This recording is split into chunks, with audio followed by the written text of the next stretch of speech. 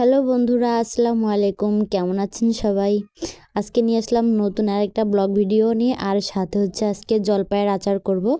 তো জলপাইগুলো আনছে অনেক দিন হয়ে যায়, তো এক সপ্তাহ হয়ে গেছে, একদম পেকে পেকে গেছে এরকম ভাব। তো আমি জলপাইগুলো ভালো করে ধুয়ে নিয়ে তারপরে কেটে নিয়েছি, মানে 2-3টা করে এমনি আঁচিয়ে নিয়েছি। এই যে এইভাবে কেটে নিয়েছি আমি। তারপর আমি রাইস কুকারে বসিয়ে দিয়েছি এই যে হওয়ার জন্য। বেশিক্ষণ না, 2-3 মিনিট হলেই হয়ে যাবে। তো তারপরে এই যে সেদ্ধ হওয়া শেষে এইখানে বসিয়ে দিয়েছি রোদ্রে। আমি রোদ্রে বেশি করব না, পুরো একদিন শুধু আমি শুকিয়ে নেব। তো আমার ব্যালকনিতে রোদ চলে গেছিলো, যার কারণে এই যে ছাদে নিয়ে আসছি। ব্লগ ভিডিওটা দেখবেন, অবশ্যই ভালো লাগবে। আর আজকের ওয়েদারটা অনেক সুন্দর ছিল। তো এই যে আমার শুকানো শেষ, পুরো একদিন শুকিয়ে নিয়েছি। একদিন না, একদিনের জায়গায় 2 দিন হয়ে গেছে। তো এই যে তারপরে আমি খুব সাধারণভাবে আচারটা বানাবো। এখানে জাস্ট জিরা আর একটু রসুন বাটা দিয়েছি।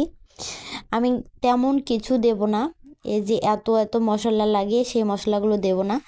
অল্প একটু মশলা দিয়ে কিভাবে খুব সহজে আচার বানানো যায় সেই পদ্ধতিটাই আজকে দেখাবো। আর তারপর সরিষার তেল আর একটা তেজপাতা দিয়ে ভালো করে ভেজে নেব। এখানে আমি জাস্ট এই 2টা উপকরণ দিয়ে আজকে আচার বানাবো, আর আচারটা এত টেস্টি হয় যে আমি আপনাদেরকে কি বলবো। আর তারপর আমি সেই জলপাইগুলো এখানে ঢেলে দেব। তারপরে জলপাইগুলো দেওয়া হলে এখানে আমি সামান্য একটু হলুদ গুঁড়া আর মরিচের গুঁড়া দিয়ে দেবো। তারপরে একটু লবণ দিয়ে দেবো। আর তারপরে এটাকে ভালো করে নেড়ে চেড়ে দিয়ে কিছুক্ষণ জাল করে নেওয়ার পরে তারপরে এখানে চিনি দিয়ে দেব পরিমাণ মতো, যে যেভাবে চিনি খান। তারপরে এখানে একটু পানি দিয়ে আমি জাল করে নিচ্ছি, কারণ একটু পানি দিলে হয় কি সব কিছু মিক্স হয়ে যায়। তো তারপরে এই যে লাস্ট দেখেন আমার আচারটা কি সুন্দর হয়ে গেছে। শেষের দিকে জালটা একটু কমিয়ে দিবেন। আর আচারটার কালারটা জাস্ট দেখেন, এত সুন্দর কালার আসছে যে কি বলবো। এই আচারটাতে বেশি করে মানে তেল দিয়ে রেখে দিলে অনেক দিন খেতে পারবেন, ফ্রিজের বাহিরে রেখেও। আচারটা খেতেও অনেক টেস্টি হয়েছিল। আর এখানে কিন্তু আমি আর কোনো মশলা আর কোনো কিছু করি নাই। আর শেষের দিকে জাস্ট এমনি ঘরে যে মশলাগুলো থাকে জিরা বাটা, ওই মশলাগুলো দিয়ে দিয়েছিলাম, আর কোনো মশলা দেইনি।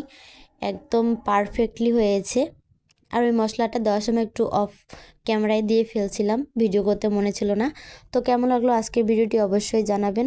আজকের রেসিপিটি ভালো লাগলে লাইক কমেন্ট করে দেবেন, আর চ্যানেলটিকে সাবস্ক্রাইব করে পাশেই থাকবেন নতুন নতুন রেসিপি পাওয়ার জন্য আর আমার ব্লগ ভিডিও দেখার জন্য।